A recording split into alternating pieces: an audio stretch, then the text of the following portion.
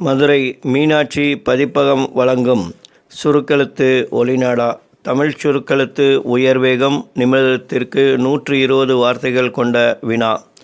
June 1985 2ஆம் தாள் வினா. குரல் கொடுத்துள்ளவர் மதுரை கு. ஜெயபாலன். Pretty comments.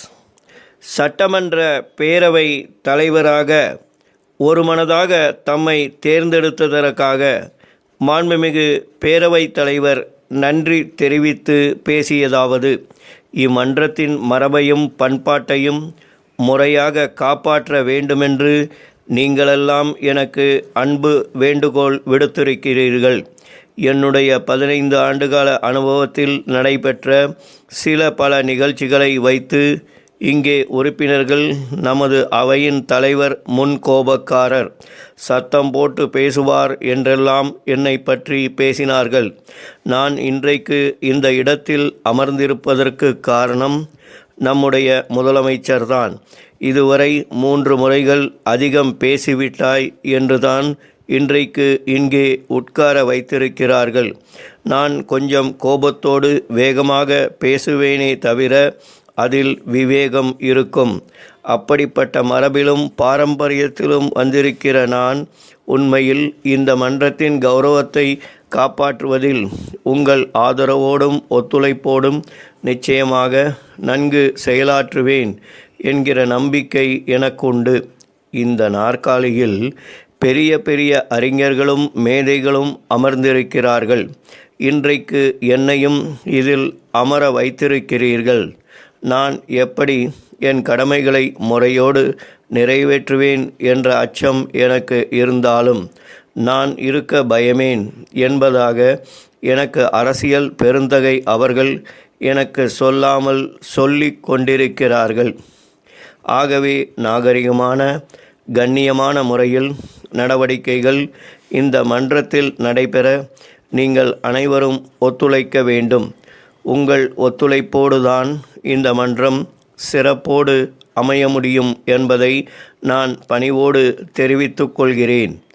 நாம் வகுத்திருக்கிற சட்டமன்ற பேரவை விதிகள் சில நேரங்களுக்கு பாதுகாப்பே தவிர நாம் நடந்து கொள்கிற முறைகள், பரிமாறிக்கொள்கிற கருத்துக்கள் பிடிப்புள்ளனவாக இருக்க வேண்டுமே தவிர பிடிவாதம் இல்லாமல் அமையுமானால் உங்கள் அனைவருடைய ஒத்துழைப்போடும் ஆதரவோடும் நமது சட்டமன்ற பேரவை மரபுகளை முறையாக காப்பேன் என்கிற உறுதியை தெரிவித்துக் கொள்கிறேன்.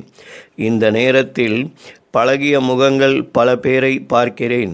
இந்த மன்றத்தை அலங்கரித்த பல உறுப்பினர்கள், முன்னாள் அமைச்சர்கள், முன்னாள் பேரவை தலைவர்கள் ஆகியோர் இருக்கிறார்கள். அதே நேரத்தில் புதிதாக இந்த முறை தேர்ந்தெடுக்கப்பட்டு வந்திருக்கிற பல பேர்களும் இருக்கிறார்கள்.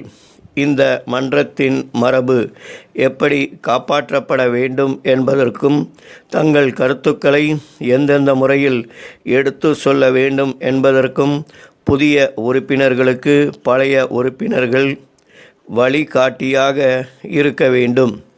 பழைய உறுப்பினர்கள் புதிய உறுப்பினர்களுக்கு மன்றத்தின் விதிகளை எடுத்து சொல்வார்களானால் என்னுடைய வேலை சுலபமாக அமையும் என்று கருதுகிறேன்.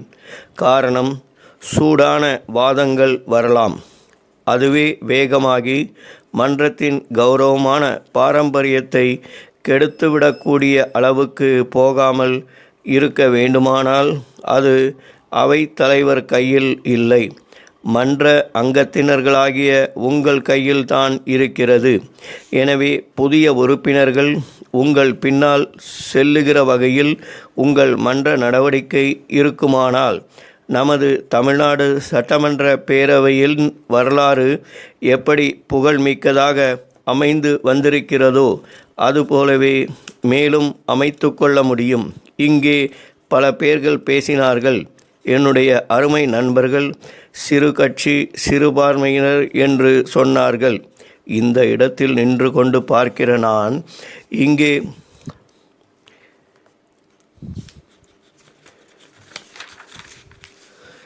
இருக்கிற உறுப்பினர்களாகிய நீங்கள் தமிழகத்தின் 4.5 கோடி மக்களின் நல்வாழ்வை கட்டி காக்க வந்திருக்கிறீர்கள் என்று நினைக்கிறேன்.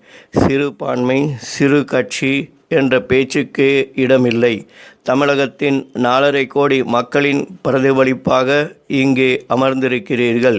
இங்கே எத்தகைய சூடான வாதங்கள் வந்தாலும் தமிழகத்தின் மக்களுக்கு நலம் செய்யத்தான் எழக்கூடுமே அல்லாமல் சிறுபான்மை சமுதாயம் அல்லது சிறு கட்சியை சேர்ந்தவர்கள் என்றல்ல. ஸ்டாப்.